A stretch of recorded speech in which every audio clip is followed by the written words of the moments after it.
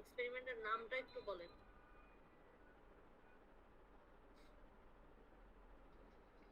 Flow over আ V notch. একটা করছেন V notch আর একটা করছেন flow over a sharp crested weir. ঠিক আছে, তাহলে এখন কেউ একজন আমাকে বলেন উইয়ার জিনিসটা কি।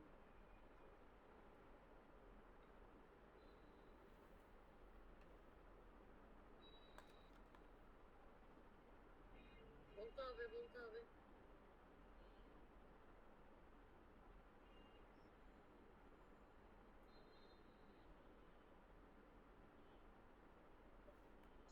ফ্লোয়ের মুখে একটি বাধা দেওয়া। এই যে এই ছবিতে এইটা হইলো আমাদের সেই উইয়ার। তাহলে এখন প্রশ্ন যদি আসে উইয়ার কি, তাহলে আপনি কি লিখবেন? ওভারফ্লো হাইড্রোলিক স্ট্রাকচার, অর্থাৎ যার কাজ হলো পানিকে উপর দিয়ে ফ্লো করানো। পানিকে যেহেতু সে ফ্লো করাচ্ছে তাই তার নাম হাইড্রোলিক স্ট্রাকচার। আর যেহেতু উপর দিয়ে উপচায় সে ফ্লো করাচ্ছে এজন্য ওভারফ্লো। উইয়ারটা হলো একটা ওভারফ্লো হাইড্রোলিক স্ট্রাকচার। যেমন বাঁধ, গ্রামে বাঁধ থাকে নদীতে, তারপরে হচ্ছে এমব্যাঙ্কমেন্ট, ব্যারেজ, গেট, এগুলোর আলাদা আলাদা কাজ। বাঁধের কাজ কখনো ওভারফ্লো করানো না, বাঁধের কাজ হলো পানি আটকায় দেওয়া। ড্যাম, এমব্যাঙ্কমেন্ট, এগুলোর কাজ হলো পানি আটকায় দেওয়া। এবং অনেক ক্ষেত্রেই এগুলো অনেক উঁচা হয়, এগুলোর উপর দিয়ে আবার গাড়ি যায়। ড্যামের উপরে একটা রোড থাকে, কালভার্ট। সেরকম উইয়ার, এই যে উইয়ার, এটাও একটা হাইড্রোলিক স্ট্রাকচার, কিন্তু এটা হলো একটি ওভারফ্লো হাইড্রোলিক স্ট্রাকচার। এর কাজ হলো পানিকে এটার উপর দিয়ে চালনা করা। এগুলো আপনি দেখছেন, ল্যাব করছেন না সবাই? ল্যাবে জিনিসটা দেখছেন না? জি ম্যাম। জি ম্যাম। হ্যাঁ, ল্যাবে গিয়ে দেখলে কিন্তু ভালো লাগে। ল্যাবে জিনিসটা আরো ভালোভাবে দেখা যায়। যারা ল্যাব করে নাই, এমনি এমনি ডাটা শিট দিচ্ছে, রিপোর্ট দিচ্ছে, ওদের নিজেদের মিস হয়ে গেছে একটা বড় জিনিস। ল্যাবে জিনিসটা দেখতে অনেক সুন্দর লাগে এবং জিনিসটা খুব ভালোভাবে বোঝা যায়। আর উইয়ারটাই আপনি পড়ছেন দুই প্রকারের, একটা পড়েছেন ট্রায়াঙ্গুলার আর একটা পড়েছেন রেক্ট্যাঙ্গুলার। দুইটাই ছিল শার্প ক্রেস্টেড, পাতলা। ল্যাবে যখন কাজটা করছেন আপনি দেখছেন যে দুইটা উইয়ারই প্লেটের মতো ছিল, প্লেটের মতো ইনসার্ট করে দিছে, বসাই দিছে, পাতলা পাতের মতো। তার মানে তারা ছিল শার্প। আর আজকে আমরা যেটা দেখবো সেটা হবে ব্রড, ব্রড ক্রেস্টেড উইয়ার। আপনি দেখতে পারবেন জিনিসটা হলো ব্রড ক্রেস্টেড উইয়ার। আরেকটা দেখবো আমরা, সেটা হলো স্লুইস গেট। তাহলে আগে দেখি হলো স্লুইস গেট। আজকের প্রথমটা হলো 9 নাম্বারটা, ফ্লো বিনিথ আর স্লুইস গেট। এটা হচ্ছে 9 নাম্বার এক্সপেরিমেন্ট আপনার। তো প্রথমেই আপনাকে যেটা বুঝতে হবে যে এটা আর কোনো ওভারফ্লো হাইড্রোলিক স্ট্রাকচার নয়। এটা হচ্ছে এমন একটা সিস্টেম যার কাজ হলো প্রয়োজন অনুযায়ী পানি আটকানো আবার ছেড়ে দেওয়া, প্রয়োজন অনুযায়ী। ওয়েটিং রুমের সবাইকে তো আমি, ওরা তো অটোমেটিক আসতে পারে, যেটা দেওয়া আছে এটা দিলে তো অটো অ্যাডমিশন। আমার মনে হয় কেউ নাই এখানে, কাউকে তো দেখায়ও না। এই যে এখানে কেউ নাই তো, এখানে কেউ থাকলে তাকে আমার অ্যাডমিট করা লাগতো।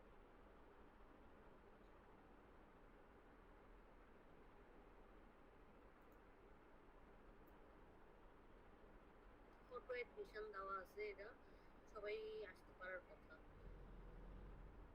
আচ্ছা, যেটা বলতেছিলাম যে এখন যেই জিনিসটা আপনি দেখবেন, এটার নাম আপনি অনেক অনেক শুনে থাকবেন, স্লুইস গেট। এর এটা এটা যেহেতু একটা gate, but this is not any normal দরজা। যেটা হচ্ছে এটা হলো উপরে উঠে, হ্যাঁ উপরে তোলা যায়। উপরে তোলা যায় কেন? প্রয়োজন অনুযায়ী। অর্থাৎ প্রয়োজন পড়লেও আবার পানিটাকে ছাড়তে হবে, না ছাড়লে আপ স্ট্রিমে বন্যা হয়ে যাবে, ফ্লাডিং হয়ে যাবে। তখন এটা উপরে তুলে দিলে ফ্লোটা এটার নিচ দিয়ে চলে যাবে। আবার প্রয়োজন পড়লো আমার এখানে এখন পানি লাগবে, পানিটাকে রিজার্ভ করে রাখতে হবে ইরিগেশনের জন্য, ড্রিঙ্কিং এর জন্য, তখন গেটটা আটকানো থাকবে, পানিটা এখানে দেয়, ঠিক আছে? এই সিস্টেমটাই হলো স্লুইস গেট। এবং দেখেন এটা আর ওভারফ্লো নাই, এটার উপর দিয়ে আর পানিটা যাইতেছে না। আপনি পানির মার্কাটা খেয়াল করেন, এই যে ট্রায়াঙ্গুলার ওয়াটার টেবিলটা খেয়াল করেন, এবং এখানে অ্যারো দেওয়া আছে সুন্দর করে। দিস ইজ নট এনি মোরে ওভারফ্লো স্ট্রাকচার। এবং এখানে বলাও আছে প্রোনাউনটা ফ্লো বিনিথ বা আন্ডার আর স্লুইস গেট। এই জায়গায় স্লুইস গেট হলো এই জিনিসটা, এই হ্যাশ হ্যাশ হ্যাশ হ্যাশ করা জিনিসটাই হচ্ছে স্লুইস গেট। তার নিচ দিয়েই পানিটা যাচ্ছে, ঠিক আছে? তাহলে সেটা যদি হয়ে থাকে, তাহলে আমাকে কেউ একজন বলেন এই জিনিসটা কি আর এই জিনিসটা কি। এই যে এখানে এই পাশে আর এই পাশে দুটো ট্রায়াঙ্গেল আছে, এই দুটো জিনিস কি? এটা হচ্ছে হাইড্রোস্ট্যাটিক ফোর্স। ডেপথে পানির প্রেসার। হ্যাঁ, ভেরি গুড, একদম ঠিক। পানির প্রেসার বা প্রেসার রিলেটেড যে ফোর্সটা, সেটাই। এটা কিন্তু কোনো স্ট্রাকচার না, ঠিক আছে? এটা হলো হাইড্রোস্ট্যাটিক ফোর্স, যেটা হচ্ছে লিনিয়ার। পানির ডেপথের সাথে যেটা সম্পর্কটা থাকে সবসময় লিনিয়ার। যত বেশি ডেপথ বাড়বে তার ভ্যালুটা তত বাড়বে, ঠিক আছে? এটা হচ্ছে সেটা দেখানো হচ্ছে। আচ্ছা, এই পাশেও তাই দেখানো হচ্ছে। এখন এখানে কয়েকটা ডেপথ আছে, ডেপথ গুলা কি কি ডেপথ এটা আপনাকে জানতে হবে, যে y1 y2 yg এগুলো কোনটা কি আপনাকে জানতে হবে। এবং y1টা হলো, আমি লিখে দিচ্ছি, আপস্ট্রিম ডেপথ।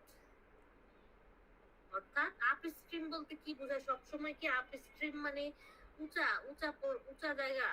যেহেতু পানি উঁচা থেকে নিচে নামে, তাহলে এটা কি হায়ার এলিভেশনটাই আপস্ট্রিম? না, আসলে হচ্ছে কোন হাইড্রোলিক স্ট্রাকচার যদি থেকে থাকে, তাহলে তার বিফোর আগের সবকিছুই আপস্ট্রিম, এবং তাকে পার হয়ে যাওয়ার পরে আফটার এর সবকিছুই হচ্ছে ডাউন স্ট্রিম।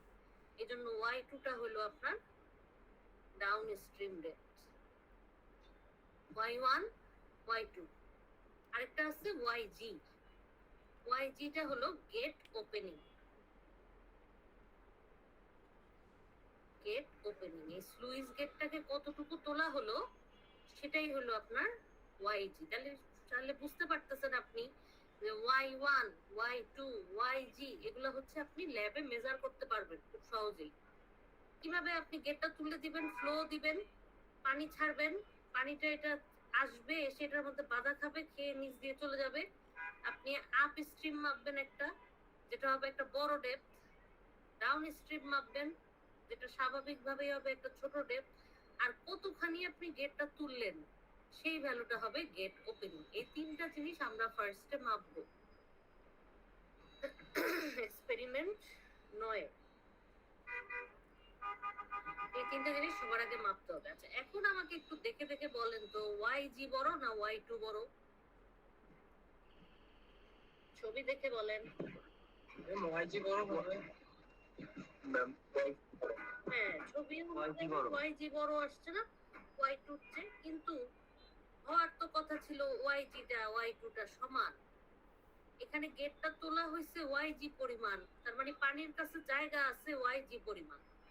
আপনি পানিকে yg পরিমাণ অ্যালাউয়েন্স দিচ্ছেন, যে এতখানি জায়গা দিয়ে দিচ্ছেন যাওয়ার জন্য।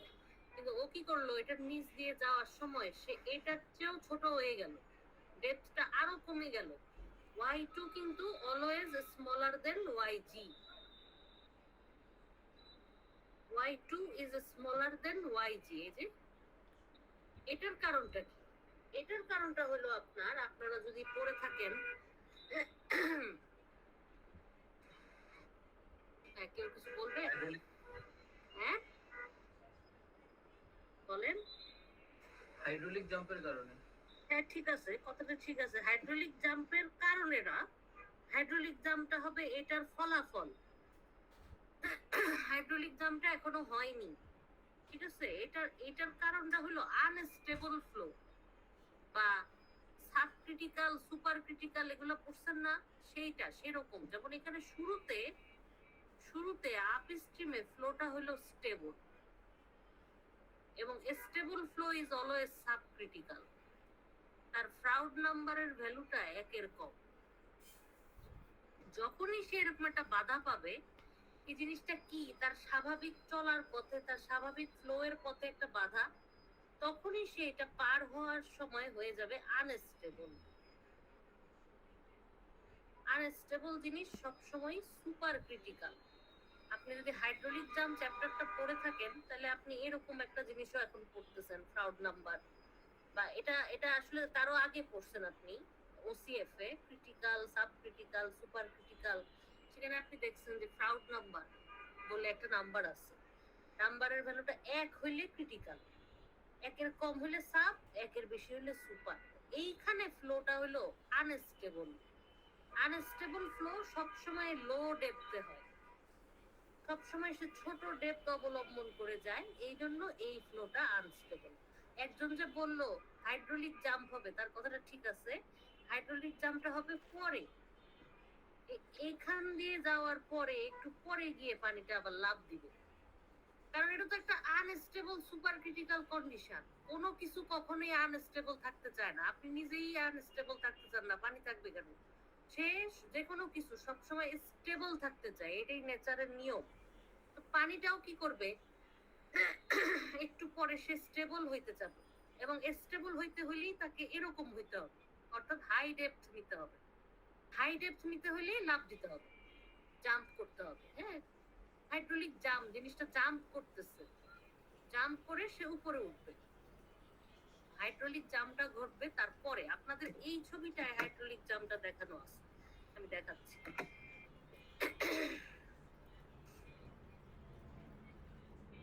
এগুলা ওসিএফ এ আরো খুব ভালোভাবে বলার কথা। এই যে এই ছবিটা, এই ছবিটাই দেখেন একই ঘটনা।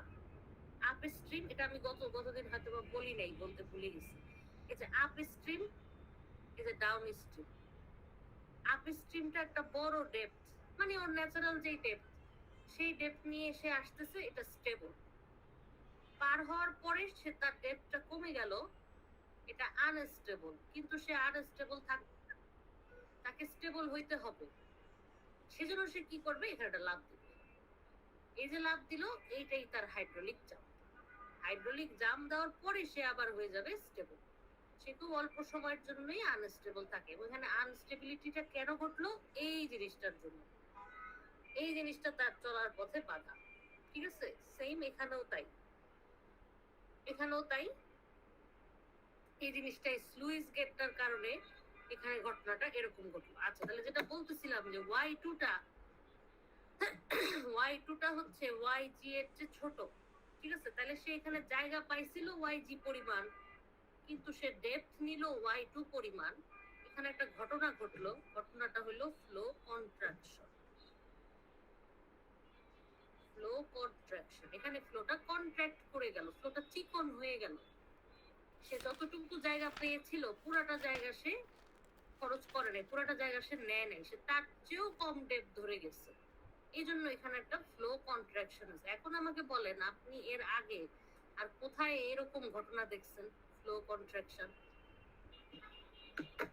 বলেন,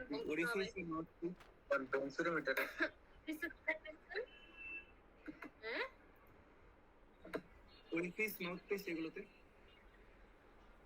হ্যাঁ, যেই বিন্দুটাই দেখছেন ওটার নাম কি?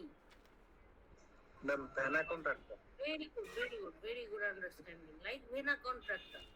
এখানে আমরা দেখছি, তারপরে আরো দেখছি, সেটা হচ্ছে লাইক থ্রোট ইন ভেঞ্চুরিমিটারের থ্রোট।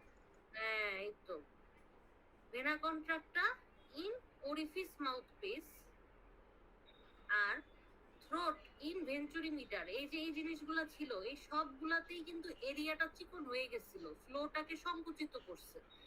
এরকম ঘটনা ওপেন চ্যানেল ফ্লোতেও হইতে পারে, এটা বোঝানো এখানে যায়। এটা দিয়ে আপনি বুঝবেন, সেটা হলো এই যে y2 yg চেয়েও ছোট। ন্যাচারালি পানিটা এরকম হবে, সে অনেক আনস্টেবল হয়ে যাবে, সে একটা ছোট ডেপথ ধরে আগাবে। তো এই জন্য যেহেতু এখানে একটা ফ্লো কন্ট্রাকশন হয়েছে, এখানে আপনি একটা কোএফিসিয়েন্ট অফ কন্ট্রাকশন পেয়ে যাবেন শুরুতেই।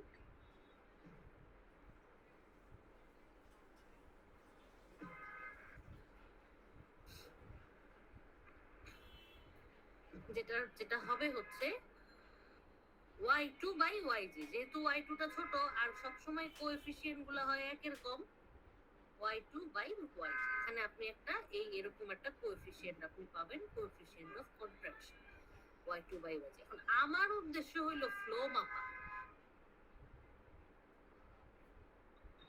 এই যে আজকের এক্সপেরিমেন্টের উদ্দেশ্য হচ্ছে ফ্লো বিনিথ আ স্লুইস গেট, এটা করা, ফ্লো মাপা, তাই না? তো ফ্লো মাপতে হলে এই যে আপ স্ট্রিম আছে, ডাউন স্ট্রিম আছে, আমাকে স্লুইস গেটের নিচে, আপ স্ট্রিমে, ডাউন স্ট্রিমে বা নিচে কোনো একটা জায়গায় আমাকে ফ্লোটা মাপতে হবে, ঠিক আছে? এটাই হলো আমার উদ্দেশ্য। তাহলে ফ্লো মাপার জন্য আমাকে যে ফর্মুলাটা ইউজ করতে হবে, সেটার জন্য আমাকে আগে বার্নৌলির থিওরামটা অ্যাপ্লাই করতে হবে। এই যে বার্নৌলির এনার্জি ইকুয়েশন অ্যাপ্লাই করতে হবে ইন বিটুইন 2 পয়েন্টস, ঠিক আছে? আপনারা নিশ্চয়ই এই ইকুয়েশনটা ফ্লুইড মেকানিক্সে তো অহরহ ইউজ করছেন, পাইপের ভিতরে 2টা পয়েন্টে। এটা তো ওপেন চ্যানেলেও ইউজ করা যায়, এটাও নিশ্চয়ই দেখতেছেন এতদিনে। কিভাবে ইউজ করা যায়? এই যে আমাদের 2টা পয়েন্ট আছে, 1 আর 2, আপ স্ট্রিম আর ডাউন স্ট্রিম। আমি এই 2 জায়গায় বার্নৌলির ইকুয়েশনটা অ্যাপ্লাই করলাম। এই যে y1 plus b1 square by 2g, y2 plus b2 square by 2g। এখানে z নাই, এখানে z এখানে কি z আছে নাকি নাই? উত্তর হলো z আছে। z থাকা আর না থাকা এখানে একই কথা, কারণ এই যে এটা তো একটা সমতল, স্লোপ হইতো অন্য ঘটনা ঘটতো, তো সমতল, z থাকা না থাকা একই কথা। এরপরে ভি কে ভাঙেন, ভি কে ভেঙে এটা লেখেন v equal to q by area,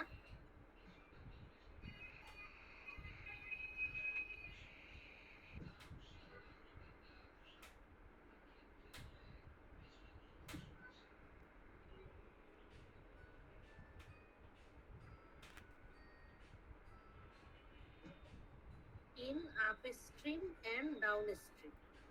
তখন y1 plus v1 square by 2g equal to y2 plus v2 square by 2g। এখন v কে ভাঙলে কি কি লিখবো? q by এরিয়া লিখবো, তাই না? এখন আমার কিউটা কি, ফ্লোটা কি? ফিক্সড। এই যে ফিক্সড, উপর থেকে নিচ পর্যন্ত প্রত্যেকটা গ্রুপের জন্য তার ফ্লোটা ফিক্সড। পানি তো এখানে কমা বাড়ার কোনো সুযোগ নাই, পানির ডেপথটা কমতেছে বাড়তেছে, কিন্তু পানি তো এখানে আপনি কোথাও কোনোখান দিয়ে চ্যানেল করে বের করে দেন নাই, বা কোনো এক্সট্রা 1 বালতি পানি ঢেলেও দেন নাই। পানি শুরুতে যা আছে শেষেও তাই আছে, পানির এখানে ফ্লোটা ফিক্সড, কিউটা ফিক্সড। তাহলে কিউ যদি ফিক্স হয়, এরিয়া কি হবে? এরিয়াটা চেঞ্জ হতে থাকবে। এরিয়াটা হবে কি? এটা তো একটা চ্যানেল, এইরকম একটা চ্যানেল, টপ ভিউ। আপনার ল্যাবের চ্যানেলটা যেরকম, ল্যাবের ফ্লুমটা যেরকম, এটা তো সেটাই, এটা তো ল্যাবের ফ্লুমটা। তাহলে এটা কি আছে? একটা দৈর্ঘ্য, একটা প্রস্থ আছে পি, আর একটা হাইট আছে ওয়াই। তো আপ স্ট্রিম যখন লিখবেন তখন লিখবেন by1, ডাউন স্ট্রিম যখন লিখবেন তখন লিখবেন by2।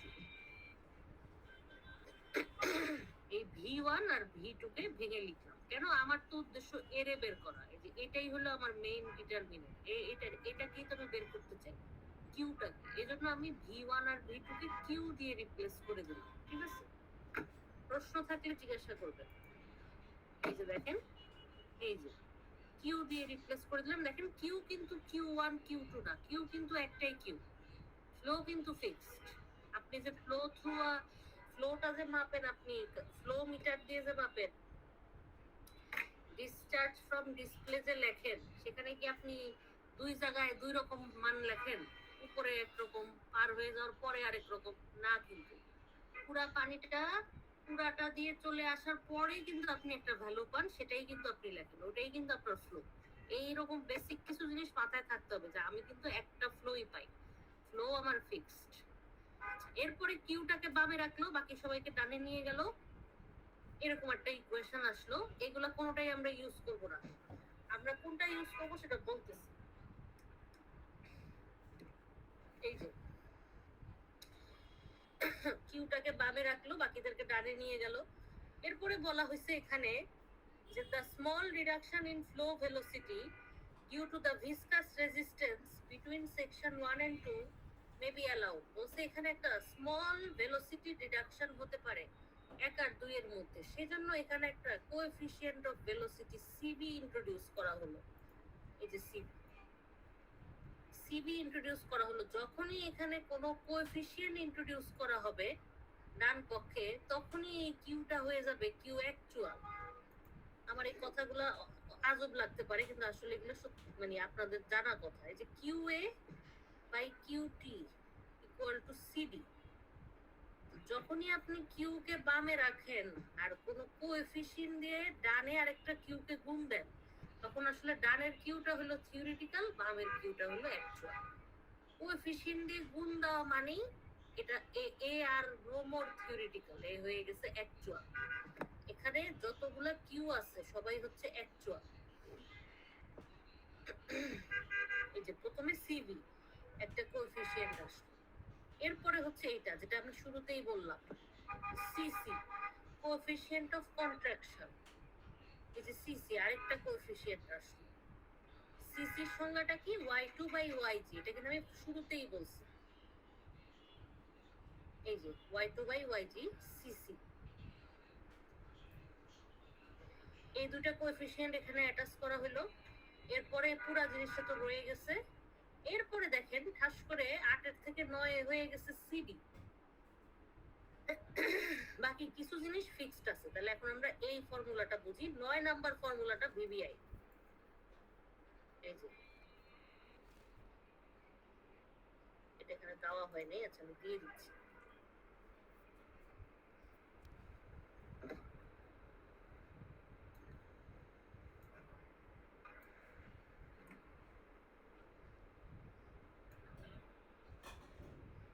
দেখেন এই বড় ফর্মুলাটা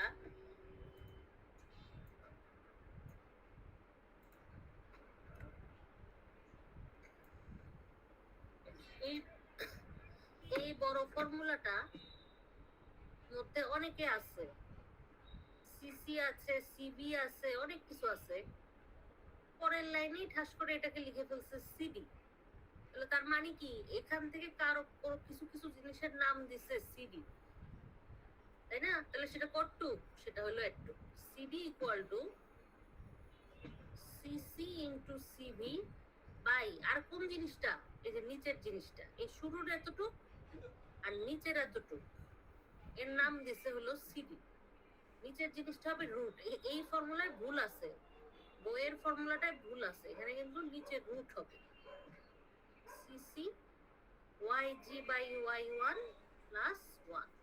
এই জিনিসটার নাম দেওয়া হয়েছে সিডি, কোএফিসিয়েন্ট অফ ডিসচার্জ। কিন্তু আমরা সিডি বের করি কিভাবে? একজন বলেন, অন্য অনেক এক্সপেরিমেন্টে যে আপনি করছেন, আমরা সিডি বের করি কিভাবে? এভাবে না? জি স্যার। কিউএ বাই কিউটি না? সিমান হ্যাঁ, আমরা এখানেও এভাবেই করব। এখানেও আমরা QA by QT equal to CD করেই করব, কিন্তু সিডির আবার একটা বিশদ সংজ্ঞা আছে। এই স্লুইস গেটের জন্য সিডিটা হলো CC into CB by root over CC into YG by Y one plus one. বুঝছেন? এটা হলো সিডি। এই পুরাটা এর আগের সিডি গুলার মধ্যে তো আপনার এগুলা কিছুই ছিল না, সরাসরি কিউএ বাই কিউটি করে ফেলতাম। আজকেরটা তো তাই করব, কিন্তু আজকেরটা আবার অন্য অনেকগুলা কোএফিসিয়েন্ট নিয়ে তৈরি, এবং কিছু ডেপথ আছে এটার মধ্যে, যে ওয়াইজি ওয়াই ওয়ান। প্রথমেই তো বলছি তিনটা ডেপথ তো শুরুতেই মাপবেন আপনি, ওয়াই ওয়ান ওয়াই টু ওয়াইজি। আচ্ছা এখন দেখেন আস্তে আস্তে আমি এটা আরো ভাঙতেছি। এখন দেখেন আমি বলছি যে আপনি যখনই সিডি দিয়ে কোনো কিউ কে গুণ দিবেন, সাথে সাথে এটা হয়ে যাবে। এখন আমি এটাকে ব্যাখ্যা করতেছি। এই যে তার মানে আমি বলছি যে আপনি যখনই সিডি দিয়ে কোনো কিছুকে গুণ দিবেন, তখনই সেটা হয়ে যাবে অ্যাকচুয়াল, আর ডানের জিনিসটা হয়ে যাবে থিওরিটিক্যাল। তাহলে এখানে আসলে থিওরিটিক্যাল কিউ কটটু, এই যে একটু, এই যে দেখেন এটা। তার মানে এটাই হলো আমার আজকের মেইন ফর্মুলা। ফর্মুলাগুলো আবার ভালো মতো বুঝাবো, আগে ধাপে ধাপে যাই। এই দেখেন, এটা হলো আজকের মেইন ফর্মুলা। কিসের ফর্মুলা? সবখানি তো আপনি একটা কিউ এর ফর্মুলা বের করেন। এই যে থিওরিটিক্যাল ডিসচার্জ ফর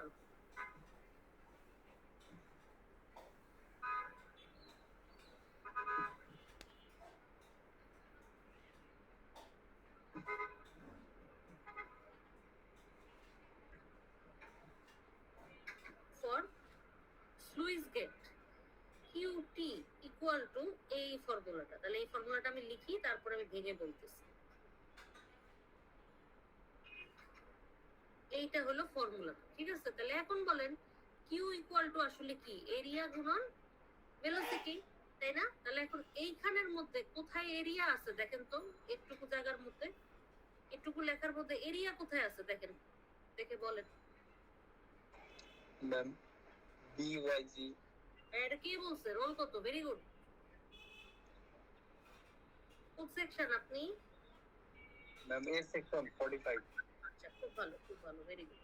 এই যে দেখেন, এটা হচ্ছে এরিয়া। এটা কিভাবে এরিয়া? আমি টপ ভিউটা আবার আঁকাই। এই যে বি, আর সাইড ভিউ দেখলে আপনি ডেপথটা পেয়ে যাবেন। এই যে স্লুইস গেট, স্লুইস গেটের নিচের ডেপথটা হলো ওয়াইড। এই যে দৈর্ঘ্য, সরি, এই যে প্রস্থ, এই যে উচ্চতা, বিওয়াইজি। আর কেন আমি এই এরিয়াটাই নিলাম? কারণ আমাকে তো বলছে flow under the sluice gate, তাহলে আন্ডার দ্য স্লুইস গেট এরিয়াটাই তো আমি নিব, তাই না?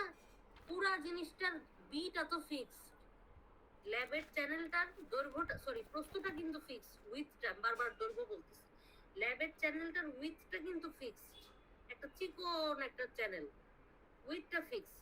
চেঞ্জ হচ্ছে কি বারবার? ডেপথ। শুরুতে y1, গেটের নিচে yg, শেষে y2। এখন আপনাকে বলছে গেটের নিচে ফ্লো বের করেন, তাহলে আপনি নিশ্চয়ই গেটের নিচের এরিয়াটাই দিবেন, সেটা হচ্ছে byg। এবং বাকি যে জিনিসটা আছে এটা কি? Velocity, √2gh। সেখানেও আমার গেটের নিচের ডেপথটাই আমি ধরতে পারতাম, √2gyg ধরতে পারতাম, কিন্তু আমি তো এখানে একটা সিভি গুণ দিছি। সিভি গুণ দিয়ে আমি সেখানে ভেলোসিটির ভেরিয়েশনটা আমি সীমিত করে আনছি, ভেলোসিটির আর ভেরিয়েশন নাই, এজন্য আমি এখানে লিখছি √2gy1। কেন? ভেলোসিটি ইকুয়াল টু √2gh, এটা তো সব এক্সপেরিমেন্ট আপনি দেখতেছেন। আর এরিয়াটা হচ্ছে বিভিন্ন জিনিসের এরিয়া। এর আগে যখন আপনি দেখছেন ওরিফিস, তখন আপনি দেখছেন এরিয়া অফ দ্য ওরিফিস। যখন লিখছেন মাউথ পিস, তখন লিখছেন area of the mouth piece. আজকে লিখতেছেন স্লুইস গেট, তখন হচ্ছে area under the sluice gate. দেখেন তো বুঝছেন কিনা আপনারা? থিওরিটিক্যাল ডিসচার্জের ফর্মুলাটা বুঝছেন কিনা? না বুঝলে প্রশ্ন করবেন। জি ম্যাম, বুঝতে পারছি। বুঝেন না? জি ম্যাম বুঝতে পারছি। মানে সবাইকে বুঝতে হবে আর কি। থিওরিটিক্যাল ডিসচার্জটা মাপার জন্য তাহলে আপনার কি কি ডেপথ মাপতে হবে বলেন তো? টু বি মেজার্ড কি কি? YG আর Y1। YG, Y1 আর B, তাই না? হ্যাঁ, বিটা তো ফিক্সড, একবার মাপলেই হবে। YG Y1 টা তো আমি শুরুতেই মাপবো, Y2 টাও মাপবো। তাহলে এইভাবে আমি আসলে থিওরিটিক্যাল ডিসচার্জটা পেয়ে যাব। এখন বলেন অ্যাকচুয়াল ডিসচার্জটা কিভাবে পাবো? ম্যাম সিডি সূত্র দিয়ে। না, প্রতিদিনই তো আমি বলছি অ্যাকচুয়াল ডিসচার্জ একই জিনিস। এটা কি পরিমাণ পানি গেল স্লুইস গেটের নিচ দিয়ে, গিয়ে সেটা একটা ট্যাঙ্কে পড়লো, তো সেই ভলিউমটা, আর আমি যদি স্টপওয়াচ দিয়ে টাইম মাপি সেটা, অথবা বাই ফ্লো মিটার, আপনারা তো এটা দিয়েও মাপবেন। ওই যে ডিসচার্জ ফ্রম ডিসপ্লে, এই যে আপনি কিউএ, এই ফর্মুলাটা চিরদিন একই থাকবে, কারণ এটা তো ওর সংজ্ঞা, এটা তোর পরিচয়, এটা তো কখনো আপনি চেঞ্জ করতে পারবেন না। আপনি এভাবেই মাপবেন, ভলিউম বাই টাইম। তাহলে আমরা এগুলা কেন লিখছি আগে? তার কারণ আমরা আসলে উল্টা কাজ করতেছি আর কি। আগে দেখছি পরে কি করব, কিন্তু আগে কি করব এটা আগে দেখি নিই। আগে করব হলো কিউএ কিউটি স্বাভাবিকভাবে আমি বের করে নিব। কিউএ বের করব অন্য সকল এক্সপেরিমেন্টের মতো ভলিউম বাই টাইম। কিউটি বের করব এই ফর্মুলাটা দিয়ে ইউআইজি রুট ওভার 2 প্রত্যেকটা এক্সপেরিমেন্ট তো তাই হচ্ছে। কিউটির একটা ফর্মুলা বের হচ্ছে আর কিউ এটা কিন্তু এটাই থাকতেছে। তারপরে আমরা করতেছি কি আমাদের যেটা জানা জিনিস সিডি বের করতেছি আমরা।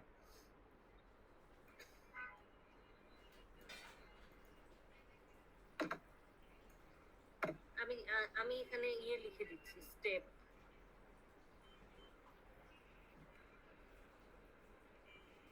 তাহলে আপনার কাছে কিউএ আছে, কিউটি আছে। পরের কাজটা হবে হলো আপনার যেটা সবচেয়ে সহজ, সিডি বের করা, কিউএ বাই কিউটি।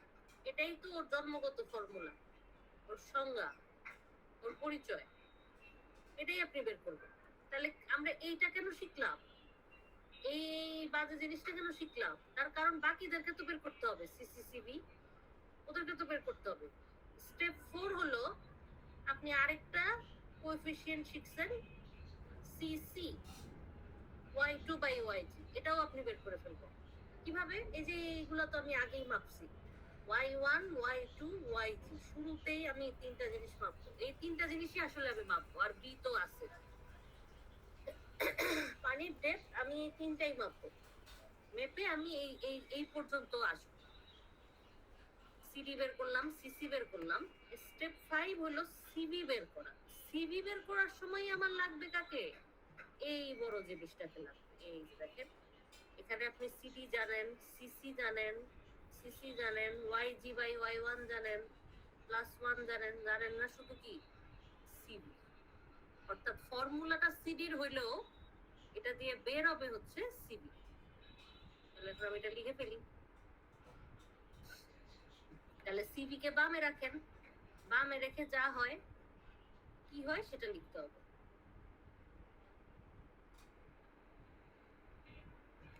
কি হবে? সিসি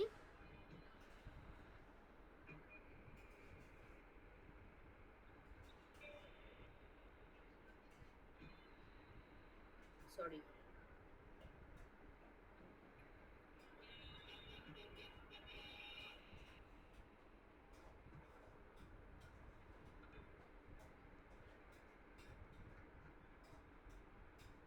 এরকম।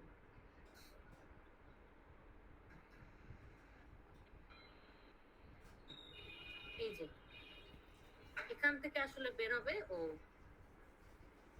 সিডি ইনটু এই পুরা জিনিসটা ভাগেটা। সিবি কে বামে রাখলাম। এটাই আমার স্টেপ 5। এই পর্যন্ত আসতে পারলেই আমার সিসি সিবি সিডি এবং কিউএ কিউটি বের হয়ে যাবে for flow under sluice gate. দেখেন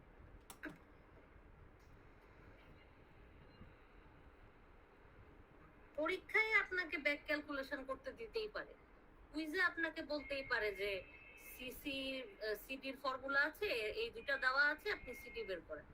সেটা অন্য বিষয়। আপনাকে তো আগে ল্যাবের প্রসিডিউরটা শিখতে হবে। ল্যাবে কিন্তু ফর্মুলাটা সিডির হইলেও এখান থেকে বের হবে হচ্ছে সিবি। তার কারণ সিডি তো আমরা কিউএ বাই কিউটি করে বের করব, যেটা সিডির অ্যাকচুয়াল ডেফিনেশন, সেটা দিয়ে বের করব। সিসি আমরা বের করব y2 বাই yg দিয়ে, এই যে এটা দিয়ে। তাহলে এখান থেকে আসলে আমার বের হবে কে? সিবি। ঠিক আছে, আমাকে কিন্তু তিনটা কোএফিসিয়েন্টই বের করতে হবে স্লুইস গেটের জন্য, তিনটাই হবে স্মলার দ্যান 1। হ্যাঁ, তাহলে এখন আমরা একটু দেখে আসি কি লেখা এখানে। এই যে কিউ থিওরিটিক্যাল দেওয়া আছে, কিউএ যে এই জিনিসটা, এটা তো আসলে সিডির সংজ্ঞা। এর থেকে কিন্তু আমরা বামে রাখি সিডি কে, রেখে তারপর কাজ করি। কিউএ তো আসলে ভলিউম বাই টাইম। একটু পর্যন্ত হয়ে গেলে আমাদের অবজেক্টিভের এই জিনিসটা হয়ে যাবে, যে to determine the discharge beneath the sluice gate. এটা তো আপনি বের করলেন, কিউএ করলেন, কিউটি করলেন, এটা আপনার বের হলো। আসুন তো আপনারা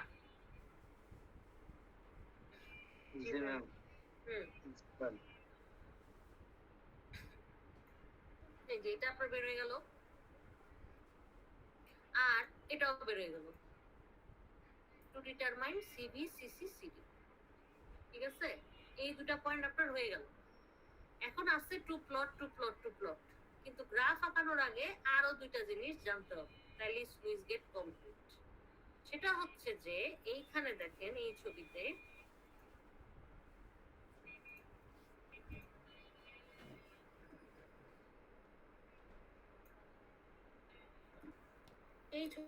দেখেন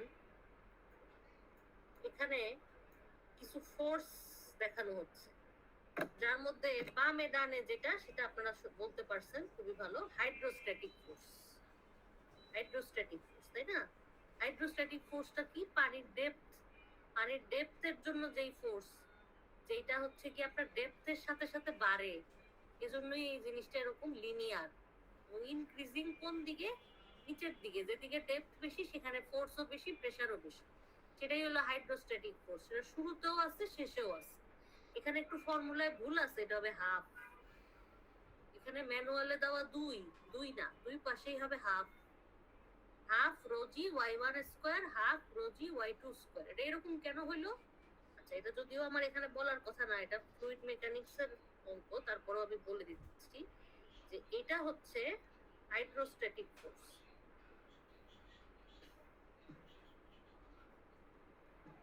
যেটার ফর্মুলাটা হলো গামা এইচসি এরিয়া। ঠিক আছে? গামাকে ভেঙে লিখলে হয় রো জি। এইচসিটা হলো কি? Depth of centroid.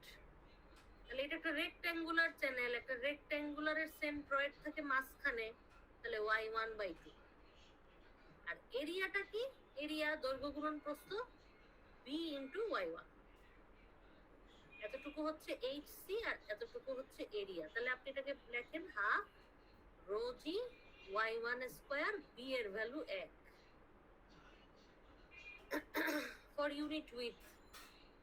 ঠিক আছে? আবার এই জিনিসটাই ডাউন স্ট্রিমে হলো হাফ রো জি y2 স্কয়ার। ওকে, এই দুটো হলো আপনার হাইড্রোস্ট্যাটিক ফোর্স, এটাও হাইড্রোস্ট্যাটিক ফোর্স। কিন্তু এইখানে দেখেন আরেকটা ফোর্স আছে। এই ফোর্সটা কি? এটা হলো ইম্পালস মোমেন্টাম। বা আপনি ফ্লুইড মেকানিক্স এর চ্যাপ্টার 6 পড়ছেন যে অনেক সময় পাইপের কম্পোনেন্টের উপর ফ্লো এর সময় পাইপের কম্পোনেন্ট গুলো একটা হঠাৎ করে একটা জোরে ফোর্স অনুভব করে, ইম্পালস মোমেন্টাম। ঠিক আছে? Force on the reducer, force on the bend, force on a nozzle, force on a spillway, অনেক রকম অঙ্ক আছে সেখানে। আমি জানি না আপনারা কতটুকু দেখছেন, আমি পড়াই যখন আমি সবগুলাই দেখাই। তো ওইখানে একটা ফোর্স আপনি দেখছেন, ইম্পালস মোমেন্টাম ফোর্স। এখানেও কি গেটটা একটা ইম্পালস ফোর্স পাবে না? হঠাৎ করে এসে পানিটা এর গায়ে একটা ধাক্কা দিল, তো সে কি এমনি এমনি থাকবে? সে তো একটা ফোর্স পাবে। সেই ফোর্সটাই হচ্ছে এই জিনিসটা, যেটা এখানে দেখানো হচ্ছে, এই যে এইটা। ঠিক আছে? তাহলে এটার একটা নাম আছে নিশ্চয়ই। এই যে সরি, এটা এখানেই লেখা আছে, আমি দেখে নিই। এই যে FG, thrust on the gate।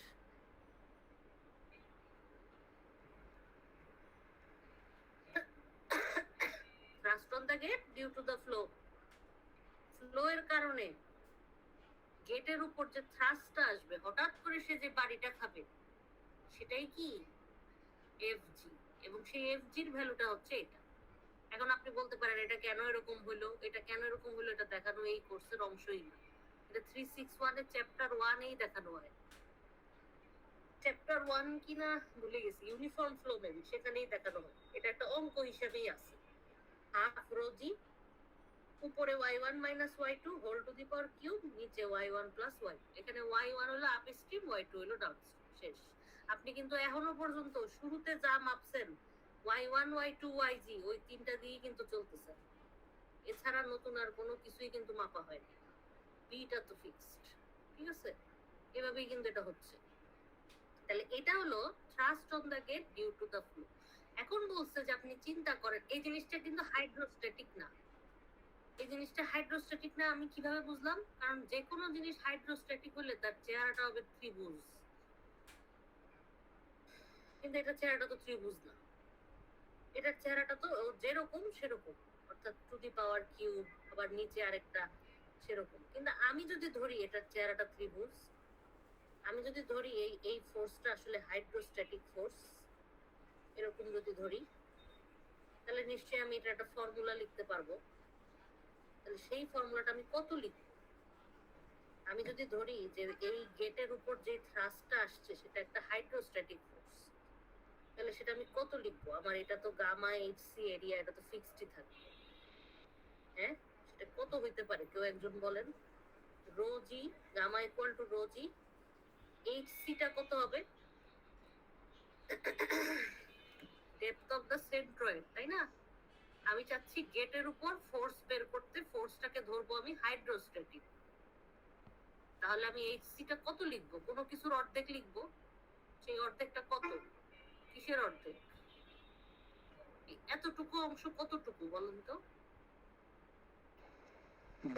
y1 minus yc. Very good, very good, impressive, very good. y1 minus yz is a y1 is a yz, বিয়োগ দিলাম, তাহলে তো গেট আসবে, সলিড গেটটা আসবে, তাহলে তার অর্ধেক। আর এরিয়াটা আবার কত? ওই y1 minus yz গুণন b। b লিখতে চাই না, b এর ভ্যালু 1, তাহলে সেটা কত? Half rho g. পরের পাতায় যাই।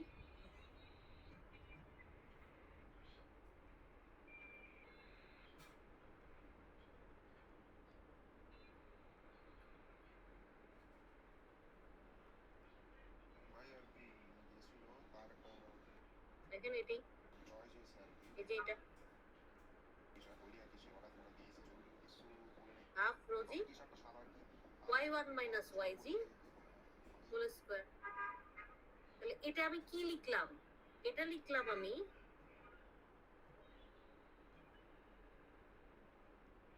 Hydrostatic force on the gate. এটা কিন্তু অ্যাকচুয়াল না, actual force on the gate না, অ্যাকচুয়াল থ্রাস্ট অন দা গেটটা হলো এফ জি। এটা হচ্ছে হাফ রো জি y1, দাঁড়ান এটা একটু দেখে লিখি, মুখস্থ নাই, y1 minus y2।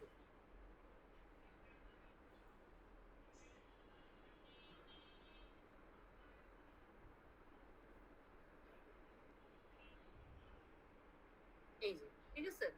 তাহলে আপনাকে এই দুটাই বের করতে হবে, এফ জিও বের করতে হবে, এফ এইচও বের করতে হবে।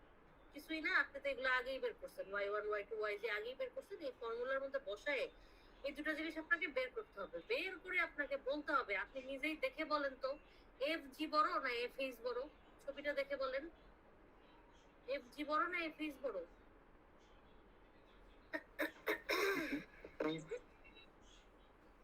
কে বড়? এফ জি বড় না এফ এইচ বড়? এই ছবিটা দেখেই তো বলা যায় যে এফ এইচ যখন বের করছি পুরাটাকে ত্রিভুজ ধরছি, তাহলে এখানে একটা এক্সট্রা অংশ ধরছি না?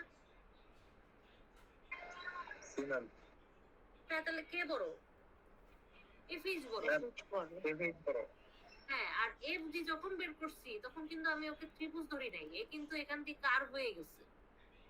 এফ জিতছে কিন্তু এফ এইচ বড়।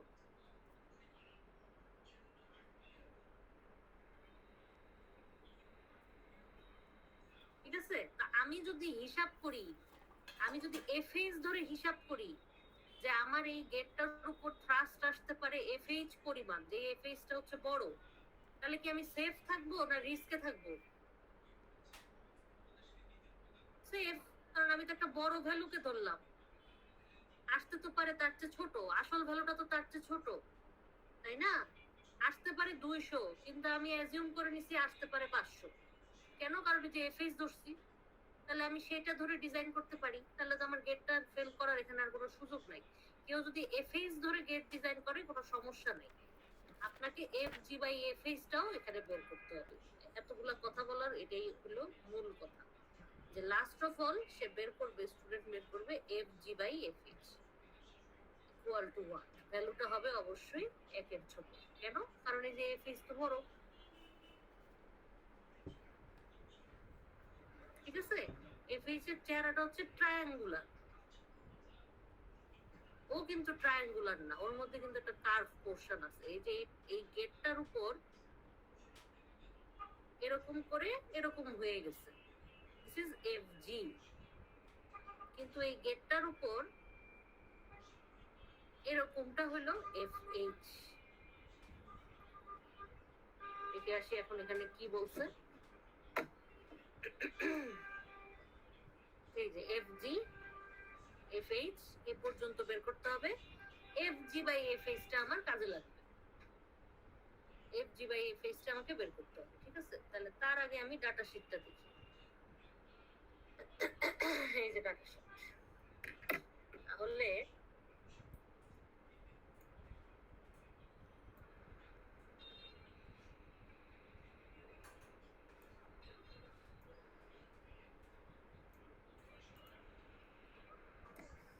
এই যে ডাটা শিটের মধ্যে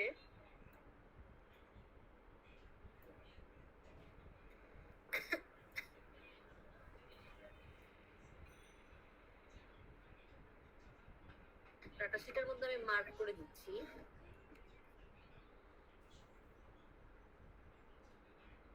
এই যে YG Y1 Y2 এটা হচ্ছে টু বি মেজার্ড। এটা আপনি প্রথমেই মাপবেন 3 ডেপথস, এবং Y2 টা হবে YG এর চেয়ে ছোট, Y1 টা হবে সবচেয়ে বড়। আচ্ছা, volume of time, volume of water time, এটা তো আপনি অ্যাজ ইউজুয়াল প্রত্যেকটাতেই মাপতেছেন। এই দুটো মাপা হয়ে গেলে আপনি আগেই বের করবেন QA, volume of water by time. ঠিক আছে, তারপর QT এর জন্য আপনার ফর্মুলা আছে। ফর্মুলাটা কি? BYG root over 2GY1। তাহলে আপনি QA QT পেয়ে গেলে CV তে তো যাবেন না, CC তেও না, সবার আগে বের করবেন CD, QA বাই QT। ঠিক আছে, CC এর ভ্যালুটা কত? Y2 by YG। এই দুটো বের করে শেষ হলে পরে আপনি এটা ইউজ করবেন। এটা কি একটা বড় ফর্মুলা, এই যে এখানে লেখা আছে, তাই লেখা আছে। এই যে পুরা জিনিসটা আমি নিয়ে আসলাম, এই পুরা জিনিসটা।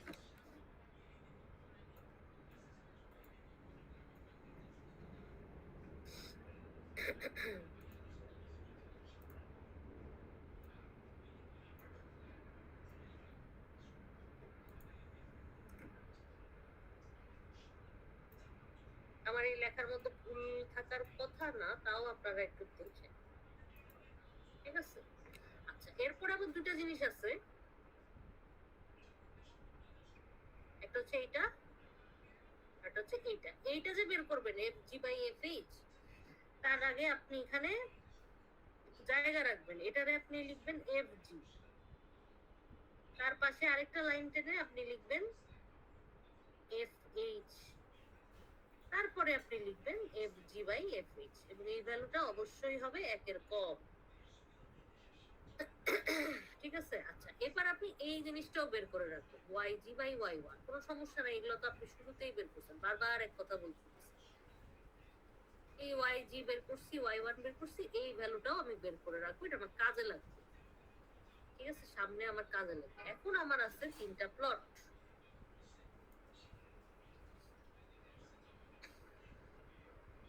এই যে 2 প্লট, 2 প্লট, 2 প্লট, এই যে 3টা প্লট আছে, এই 3টা প্লট এখানে দেওয়াই আছে।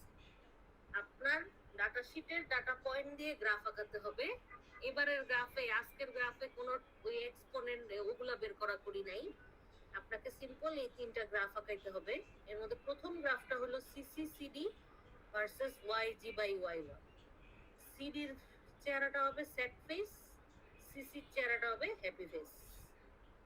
এরপরেরটা হচ্ছে এটা Y1 বাই QA। এই গ্রাফটা খুবই ইম্পর্টেন্ট, 2 নম্বর গ্রাফটা। কেন? কারণ এটা তো ডেপথ ভার্সেস ফ্লো, আগের মতো আর কি, আমরা যে আগে আঁকাইতাম flow versus depth, depth versus flow, এই গ্রাফগুলো ইম্পর্টেন্ট। এখানে আপনার দুইটা রেখা আসছে, একটা বলছে লোয়ার ভ্যালু অফ YG, একটা বলছে হায়ার ভ্যালু অফ YG। এই জিনিসটা বলতেছি আমি, 1 মিনিট।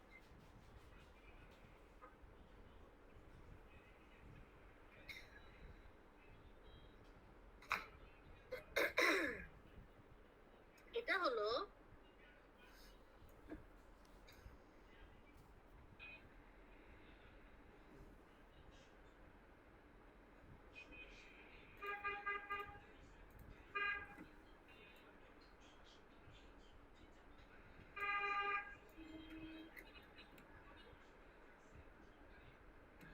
এটা তো আমি বললামই, সিডিটা হলো স্যাড ফেস, সিসিটা হলো হ্যাপি ফেস। এটা এভাবেই আঁকাতে হবে। ডাটা শিট, অল গ্রাফ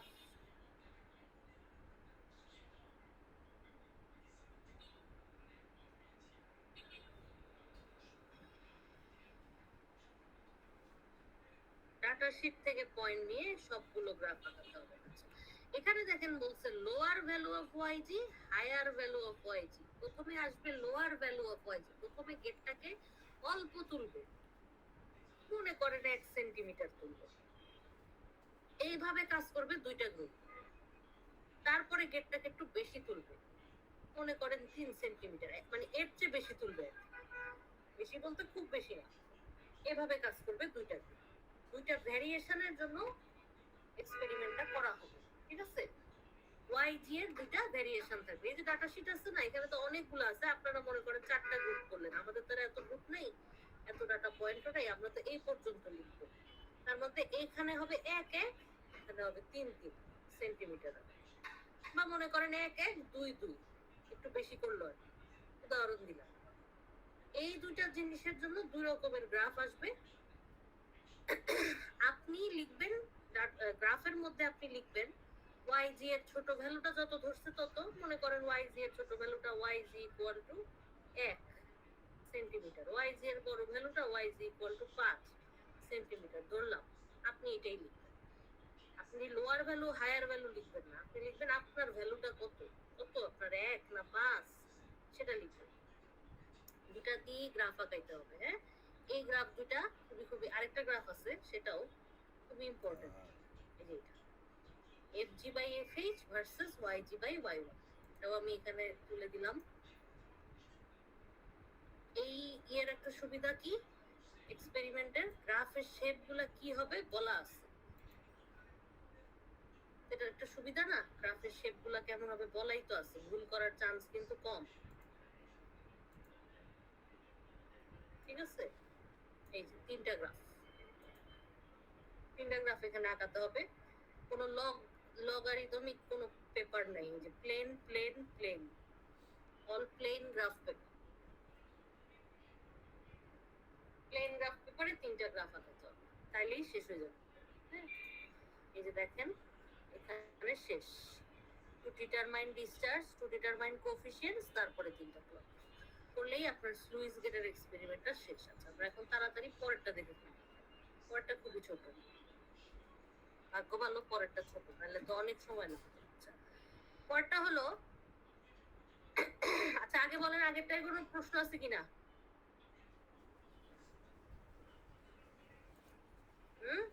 প্রশ্ন থাকবে কেমনে, কিছু মনে মাথার উপর দিয়ে গেছে নাকি? প্রশ্ন আছে কিনা বলেন।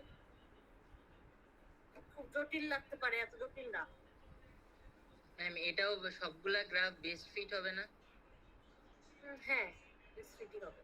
এই ডাটা পয়েন্ট কম তো, বেস্ট ফিট করেই আঁকাতে হবে।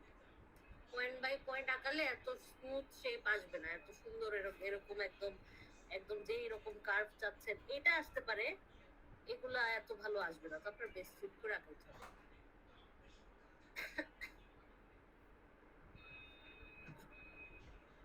ঠিক আছে, আচ্ছা এখন আমরা পরেরটা দেখি। পরেরটা হলো flow over a broad crested weir. আমরা কিন্তু শার্প ক্রেস্টেড উইয়ারটা দেখে ফেলছি, এখন দেখতেছি ব্রড ক্রেস্টেড উইয়ার। তাহলে এই ছবিতে উইয়ারটা কোথায়? এই ছবিতে উইয়ারটা হচ্ছে এইখানে। এই যে this is the weir and this is the side view, this is the side view. Side ভিউটা দেখেই আপনি বুঝবেন this is broad crest or sharp crest. এটা একটা ব্রড ক্রেস্ট উইয়ার। কিভাবে বুঝলেন? এই যে ফ্লো এর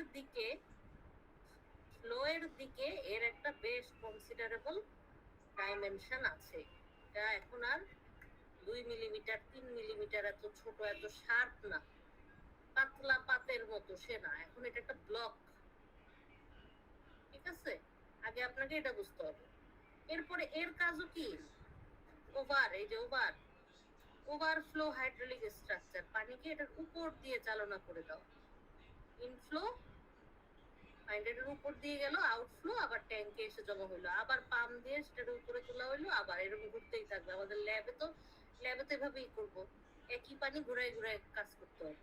ফ্লো মেজারিং ইউনিট আছে এখানে। আচ্ছা, তাহলে এই এক্সপেরিমেন্টের জন্য আপনার প্রথমে যে জিনিসটা জানা প্রয়োজন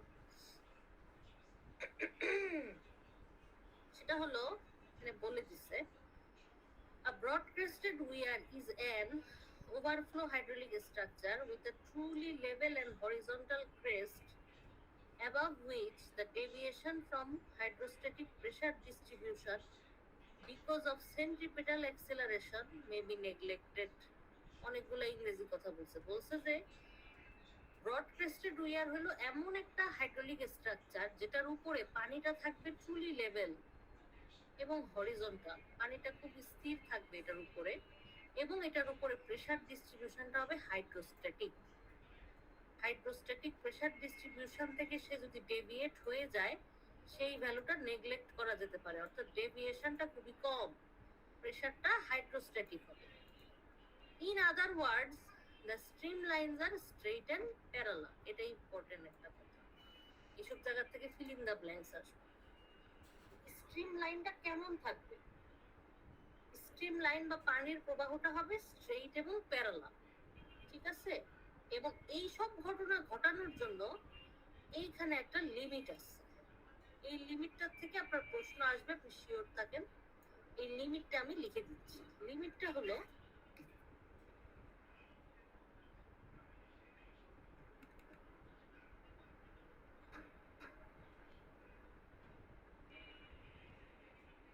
এইটা, এটা হলো সেই লিমিট। তাহলে এটা কি, এখানে কি বলছে কথাটা? এখানে বলছে যে H1/L, তাহলে H1টা কি? এই ছবি থেকে আরো ভালো দেখা যাবে, এই যে এখানে ছবিটা দেওয়াই আছে। H1টা হলো এই যে আপস্ট্রিম টোটাল এনার্জি বা আপস্ট্রিম ওয়াটার ডেপথ, বাই এলটা কি? এলটা হলো এই যে লেন্থ।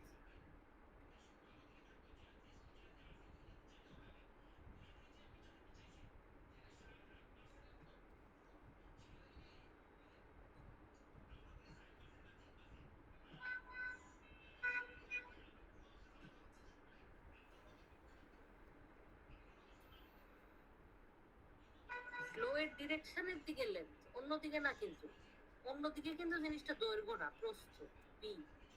এই যে এটা হচ্ছে আপনার front view, section front view, আর এটা হচ্ছে আপনার সাইড ভিউ। সাইড ভিউ থেকেই বোঝা যাবে জিনিসটা কি শার্প ক্রেস না ব্রড ক্রেস। ফ্রন্ট ভিউ তো দুজনের ক্ষেত্রেই সেম হবে, পাতলা পাত থাকলেও জিনিসটার ফ্রন্ট ভিউ এরকম চার কোণা আসবে, এরকম ব্লক থাকলেও চার কোণা আসবে। সাইডে গিয়ে দেখলে বোঝা যাবে যে এটার কি এল আছে নাকি। যদি এল থেকে থাকে তাহলে H1/L এর এই লিমিটটা হচ্ছে ইম্পর্টেন্ট। এই লিমিটটা 7 থেকে 50-এর মধ্যে থাকতে হবে। কেন? কেনর উত্তর এখানে দেওয়া আছে। কেনর উত্তরটা হলো 7-এর বেশি থাকতে হবে, because otherwise energy losses above the weir crest cannot be neglected। মানে 7-এর বেশি না হলে এনার্জি লস হবে অনেক বেশি, আর 50-এর কম থাকতে হবে, so that hydrostatic pressure distribution এখানে হয়। তাহলে এখান থেকে আপনার প্রশ্নটা আসবে ওয়াই।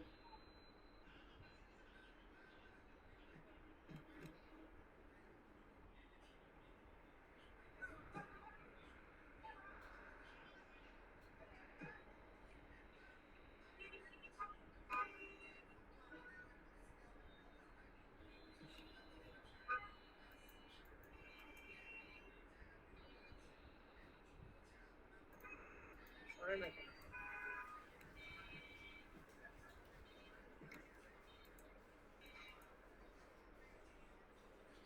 আচ্ছা, এটা পরের পেজে লিখি, এটা সরছে না।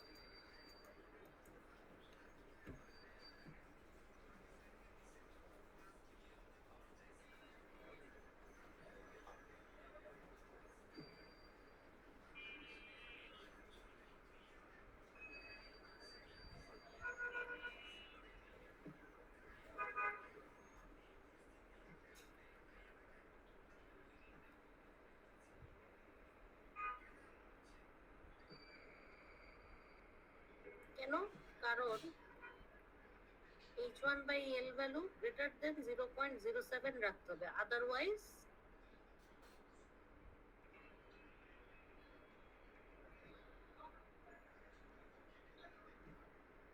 there will be high energy loss. আবার h1 by l ভ্যালুটা smaller than 0.50 রাখতে হবে, আদারওয়াইজ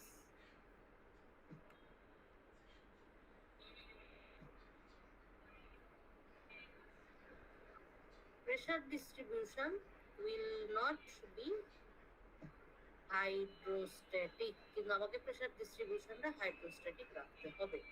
হাইড্রোস্ট্যাটিক না রাখলে ফর্মুলা ডিরাইভ করা যাবে না, এই যে এখানে বলা আছে। এটা একটা ইম্পর্টেন্ট প্রশ্ন, এখান থেকে আপনার এই প্রশ্নটা আসে। আচ্ছা, এরপরে বলছে যে এখানে একটা আপস্ট্রিম কর্নার আছে, এই যে আপস্ট্রিম কর্নারটা rounded. The upstream corner of the weir is rounded in such a manner that flow separation does not occur. তাহলে এটা হলো আপনার পরের ইম্পর্টেন্ট প্রশ্ন।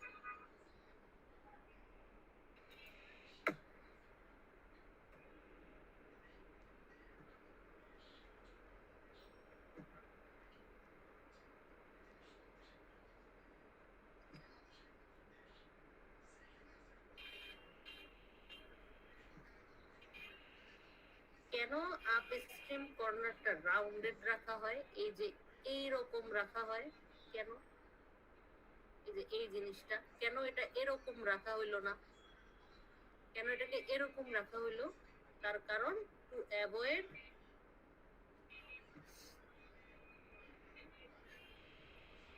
Flow separation. পানি যদি এসে এখানে এরকম শার্প জায়গা পাইতো, পানির যে স্ট্রিম লাইনটা সেটা ছিন্ন বিচ্ছিন্ন হয়ে যেত।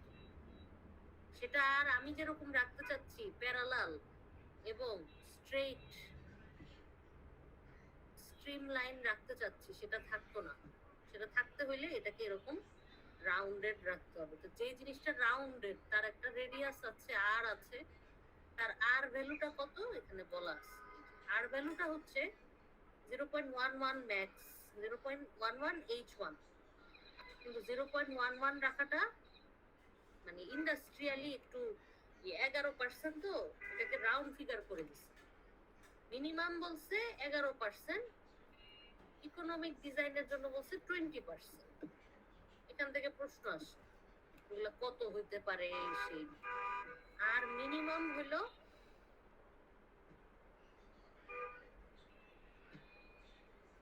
আর ইকোনমিক হলো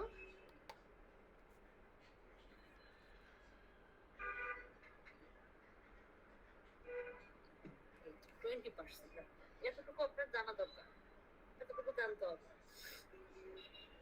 ঠিক আছে? তাহলে এটুকু জানলে পরে আরেকটা জিনিস আছে, সেটা হচ্ছে উইথ।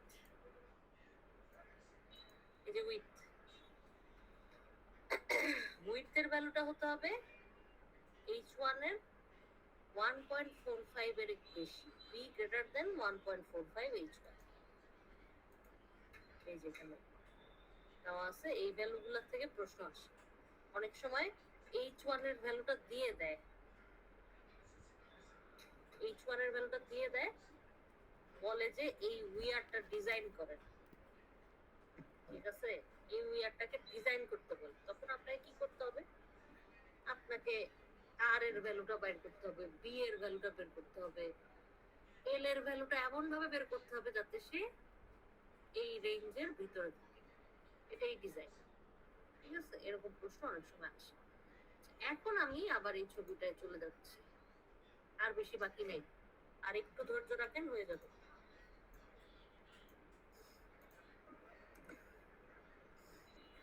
আচ্ছা, তাহলে এই ছবিতে দেখেন, এই ছবি অনুযায়ী দেখেন, এই যে পিটা হলো উইয়ারের নিজের হাইট, উইয়ার হাইট। যে দেখেন পি উইয়ার হাইট, h1টা হলো ওয়াটার ডেপথ, আর ক্যাপিটাল h1টা হচ্ছে এই দুইটা ডেপথের যোগফল, এই দুইটা জিনিসের যোগফল। এই যে h1 যোগ v1 স্কয়ার বাই 2g, তার মানে এটা হলো আসলে টোটাল এনার্জি, টোটাল এনার্জি। কিন্তু আমাদেরকে ফর্মুলাটা আনতে হবে এইটায়। টোটাল এনার্জিতে ফর্মুলা আনলে হবে না, আমাদেরকে ফর্মুলা আনতে হবে small H A. Small H এর ফর্মুলাটা হলো এইটা, যেটা যে আগেও স্লাইডে ছিল, এইটা।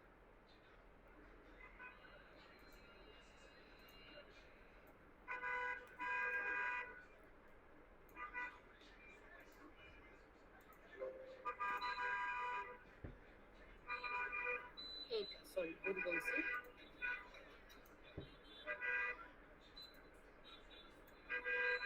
এইটা। This is the formula for theoretical flow.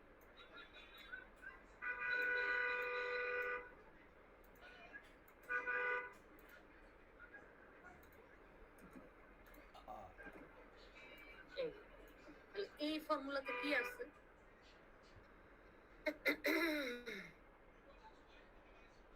এটা হলো অবশ্যই সিডি দিয়ে, যেহেতু ভুল হয়ে গেছে, এটা কিউএ, একটু হলো আপনার কিউটি, কিন্তু আপনি তো কিউএ বের করবেন ভলিউম বাই টাইম করে।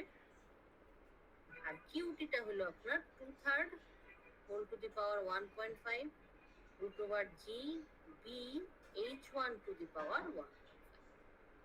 ঠিক আছে, যেখানে এতটুক হচ্ছে ফিক্সড, এতটুকু হলো কনস্ট্যান্ট, আর এতটুকু হলো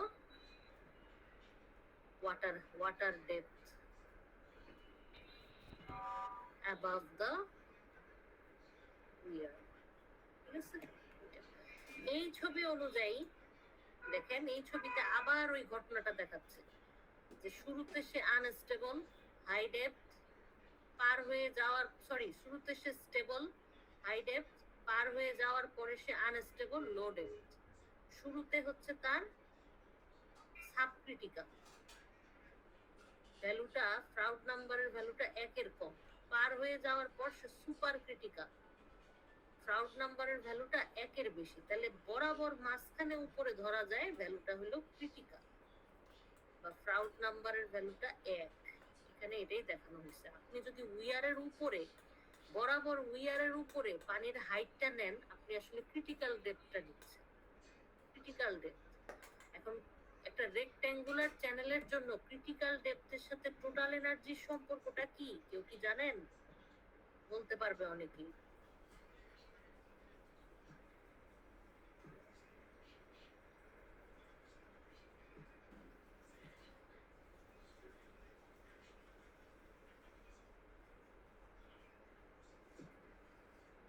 ঘুমাই গেছেন মনে হয় সবাই, আছেন নাকি?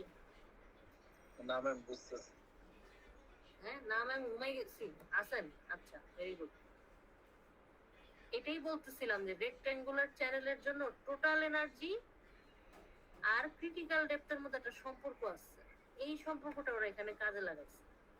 যদিও আমাদের এই কোনো ডিরাইভেশন আসবে না, তাও অনেকে বলতে পারে যে এখানে কেন এইটা লিখলো, এই যে এটা কেন লিখলো। এটা লিখেছে তার কারণ চ্যানেলটা হচ্ছে রেক্ট্যাঙ্গুলার, এবং আমরা যদি উইয়ার বরাবর উপরে হাইট ধরি আমাদের ক্রিটিক্যাল ডেপথ আসতে পারে, সেই জন্য এটা লেখা হয়েছে। যাই হোক, ফাইনালি আমরা এটা ইউজ করব, এটা দিয়ে আমরা কাজ করব। ঠিক আছে, এবং এখানে আরেকটা জিনিস আছে, যেটা হলো এখানে সিবি আছে, একটা সিবি আছে, কিন্তু সিবি কে ধরা হয়েছে 1। বলছে যে এখানে যদি সিবি ইন্ট্রোডিউস করা হয়, সিবির ভ্যালুটা 1 এর বেশি হয়ে যায়, কিন্তু সিবি সিসি সিডি এদের ভ্যালু কখনোই 1 এর বেশি হবে না। এই জন্য আমি সিবির ভ্যালুটা 1 ধরবো। অনেক সময় এই প্রশ্নটাও এসে যায় যে এই ব্রড ক্রেস্টেড উইয়ারের জন্য সিবির ভ্যালুটা হচ্ছে 1।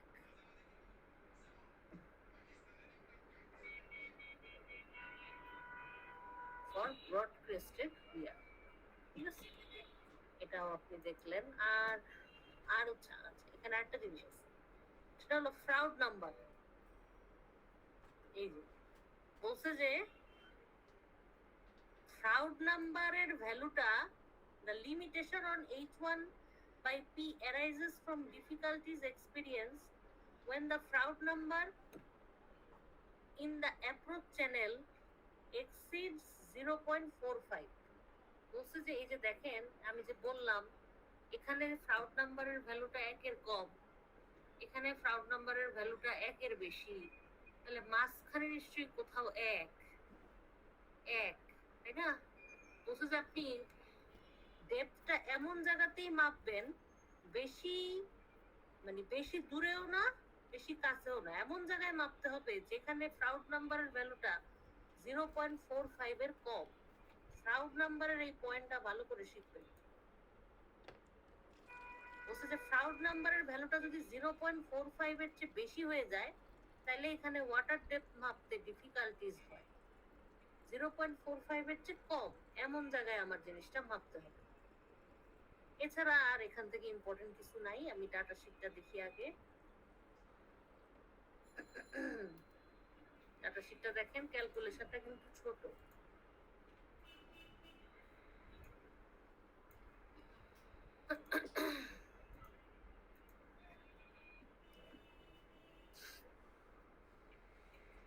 এই যে আবারও এখানে একই ফর্মুলাই আসলে আমরা বারবার ইউজ করি, ভলিউম টাইম ডেপথ।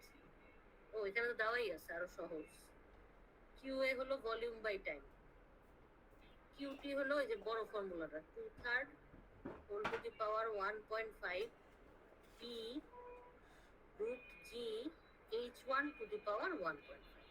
এই যে water depth, coefficient of discharge QA by QT. আর এই জিনিসটা কেন মাপলো বলেন তো? h1 বাই এলটা কেন মাপলো? নিশ্চয়ই শুরুতে কোথাও এল লেখার জায়গা আছে, পি লেখার জায়গা আছে।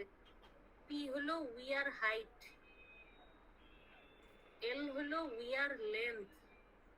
বলেন তো এই জিনিসটা কেন মাপলো? যাতে কি দেখতে পারে ওরা? ম্যাম 0.5 এর চেয়ে যদি কম থাকে।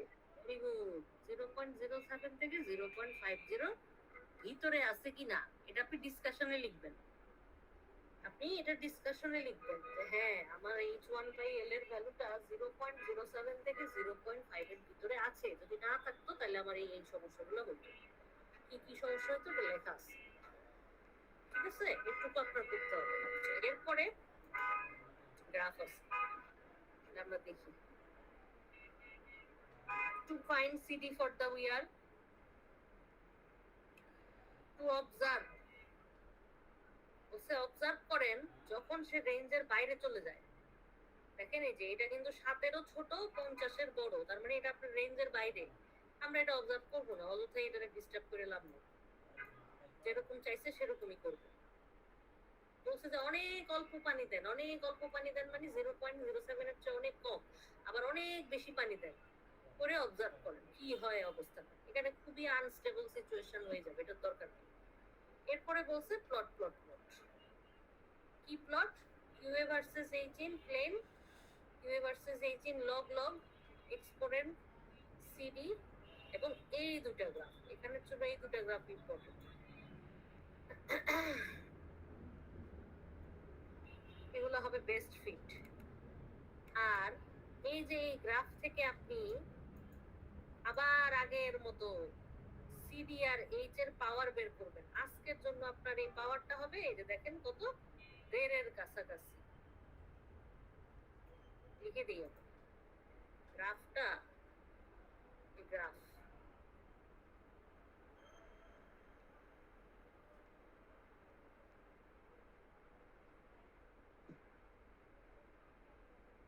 প্রত্যেক দিনই লিখি, আজকেও লিখলাম।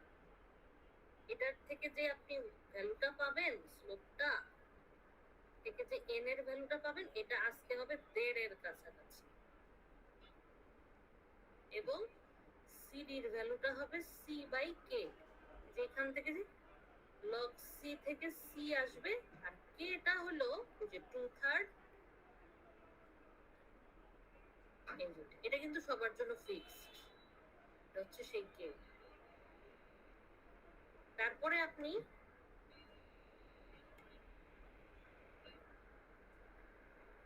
ক্যালিব্রেশন গ্রাফ যেভাবে সবসময় আঁকাইতেন, এটা আমার আর বলার কথা না, কারণ অনেকবার বলছি। এইভাবে আপনি একটা ইকুয়েশন পেয়ে যাবেন। এই যে সি এই যে n, এটা কত আসতে পারে? এটা 1.48 আসতে পারে, 1.55 আসতে পারে, 1.49 আসতে পারে, যত আসে। তো যত আসলো সেটা দিয়ে আপনি ইকুয়েশনটা দিয়ে পয়েন্ট বসায় আপনি এটা আঁকায় ফেলবেন, এটা হবে স্ট্রেট লাইন। আর গ্রাফ 3 কি?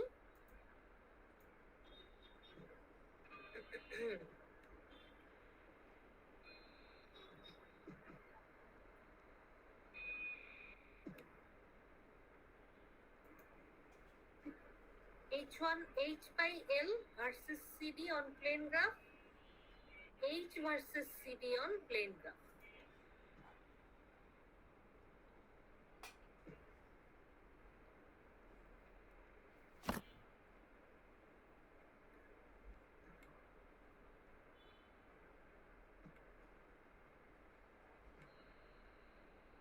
এই গ্রাফটার থেকে আপনি দেখবেন 0.07 এবং 0.50 বাহিরে চলে গেলে, এই রেঞ্জের বাহিরে চলে গেলে সিডির ভ্যালুটা কেমন হয় এটা দেখবেন, দেখে আপনি এটা ডিসকাশন করবেন। আর ভিতরে থাকলে কেমন হয় এটা লিখবেন।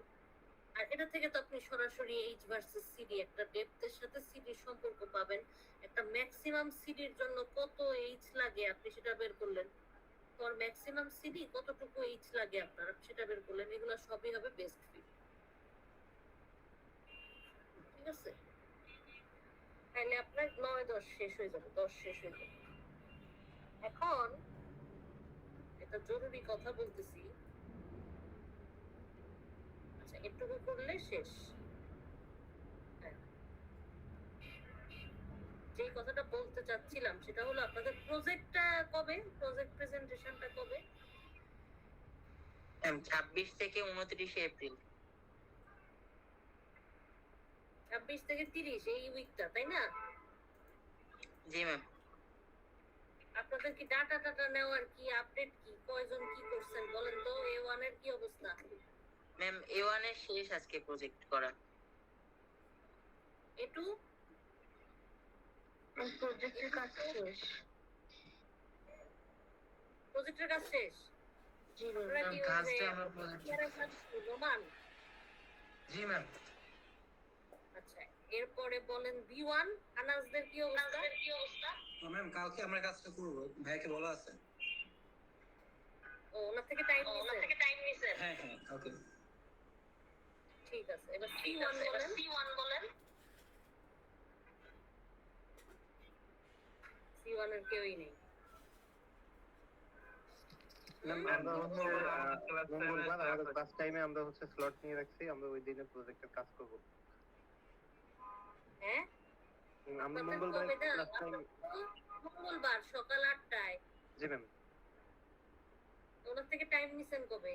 ম্যাম ওই স্লটেই আমরা হচ্ছে প্রজেক্টের কাজ করব, ওই ও slot। আচ্ছা, ওই দিনই না? জি ম্যাম। তো ওই দিন পারবেন দুইটা এক্সপেরিমেন্ট করে? ম্যাম কথা হইছে সকাল সকাল আসলে হয়ে যাবে বলছে। হয়ে যাবে বলছে, তাই না? জি ম্যাম। আচ্ছা, হয়ে গেলে ভালো, কারণ এর পরের সপ্তাহের এই তারিখে খুব সম্ভবত আপনাদের কুইজ আছে। সেটা হলো 7 তারিখ, পরের সপ্তাহে বৃহস্পতিবার। আজকে হলো 19 তারিখ, পরের সপ্তাহের 7 তারিখে ফাইনাল কুইজটা থাকতে পারে। এখনো পর্যন্ত প্রবাবিলিটি এটা অনেক বেশি। এবং ফাইনাল কুইজে সিলেবাসটা হবে 5 থেকে 10, পুরাটা না, ঠিক আছে? এটার সিলেবাসটা কিছুটা কমানো হবে। এখন হয় প্রথম থেকে 2টা কমানো হবে 5-6, অথবা শেষের থেকে 2টা কমানো হবে 9-10। এটা আমি একটু কোর্স স্যারের আরেকজন যে আছে আপনাদের মাহফুজ স্যারের সাথে একটু কথা বলে তারপরে আমি ডিসিশনটা নিব। হ্যাঁ, কয়টা দেওয়া হবে, কি দেওয়া হবে, সর্বোচ্চ চেষ্টা করা হবে যাতে ইজি ভাবে কাজটা করা যায়। কারণ আপনারা তো হাতে কলমে করতেছেন, প্রজেক্ট করতেছেন, লিটারেচার রিভিউ করতেছেন, ওই দিন প্রেজেন্টেশন করবেন, ভাইবা দিবেন, এরপরে আবার কুইজও দিবেন। দেখা যাক কুইজটা কতখানি কিভাবে ইজিলি করা যায় সেটাই চেষ্টা করা হবে, ঠিক আছে? ম্যাম আমাদের তাইলে ভাইবা আমাদের শুধু ম্যাম ভাইবা শুধু যে যার প্রজেক্ট সেই প্রজেক্টের উপর ভাইবা। মোস্টলি তাই করা হয়, সেটাই করা হয় নাকি আপনার ম্যাম কাজের ফাইনাল উপর। সিলেবাস? হ্যাঁ হ্যাঁ না এমন কোনো ইয়ে না আপনার যে সব করতে হবে এই সেই আপনি যা করছেন তার উপরই কথাবার্তা প্রেজেন্টেশনও যে একদম ইংরেজিতে বলতে হবে not necessary you can conduct it in Bangla also বুঝায় বলতে পারলেই হয়েছে ভাষার উপর জোর নাই কোনো হ্যাঁ এখানে তবে IELTS পরীক্ষা নিতে বসে ইংরেজিতে দিতে হবে বাংলায় দিলেও কোনো সমস্যা নেই বাংলায়ই তো সবাই প্রেফার করে উচিত আসলে ইংলিশে বলা কেউ যদি বাংলায় বলতে চায় সমস্যা নেই সেরকম ভাইবাটাও ছোটখাটো একটা দুটা প্রশ্ন আপনি যে কাজটা করছেন ফাঁকি দেন নাই এটা একটা বোঝার চেষ্টা করা এইটুকু বুঝি ম্যাম ওইটা আমাদের প্রজেক্টের উপর যে গ্রুপ যে প্রজেক্ট করবে ওইটার উপর প্রজেক্টের উপর ওই দিনের কাজের উপর ওই দিনের প্রেজেন্টেশনের উপর ঠিক আছে ওকে ম্যাম প্রজেক্টটা রেডি করে ফেলেন এই উইকে তাহলে আগামী উইকে আপনি পড়ালেখা করে বৃহস্পতিবার কুইজটা দিতে পারবেন ঠিক আছে তাহলে আর কোনো প্রশ্ন না থাকলে শেষ করে দিচ্ছি অনেক রাত হয়ে গেছে ওকে কোশ্চেন আছে আর কারো এটা আবার কি আর অ্যাটেন্ডেন্স দিতে হবে না অ্যাটেন্ডেন্স এমনি আসবে এটা সমস্যা নেই অ্যাটেন্ডেন্সের ভ্যালু কম আপনি অনেস্টলি জিনিসটা শুনছেন কিনা এটা তো আপনার উপর আপনার অ্যাটেন্ডেন্স নিয়ে আমি কি করবো অ্যাটেন্ডেন্স সবাই পাবে নো প্রবলেম ওকে ঠিক আছে তাহলে